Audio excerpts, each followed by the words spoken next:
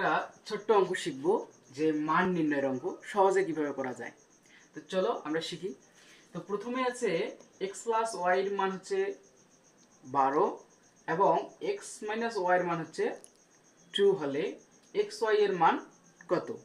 তাহলে এটা আমরা সহজে করতে পারি। প্লাসের মান দেওয়া আছে, মাইনাসের মান দেওয়া আছে। তাহলে প্লাসের মান কত 12, মাইনাস হচ্ছে মাইনাসের মান কত, এই দুটোকে আমরা কি করব, প্রথমে যোগ করব। প্লাসের মানটা আর মাইনাসের মানটা আমরা কি করব, যোগ করব। তাহলে 12 আর 2 কত হয় 14, এটাকে আমরা 2 দিয়ে ভাগ দিব, কত আসলো 7। তার মানে এটা হচ্ছে এক্স এর মান। আবার পরে প্লাসের মানটা আর মাইনাসের মানটা এবার আমরা বিয়োগ করব। প্লাসের মান কত 12 বিয়োগ মাইনাসের মান হচ্ছে 2, তাহলে আমরা কি করব, হচ্ছে 10। এই 10টাকে আমরা আবার 2 দিয়ে ভাগ করব, কত আসে 5।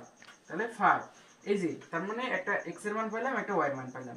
তাহলে এই দুইটা এখন আমরা কি করব, গুণ করব। গুণ করলে আমরা x y এর মান পাবো।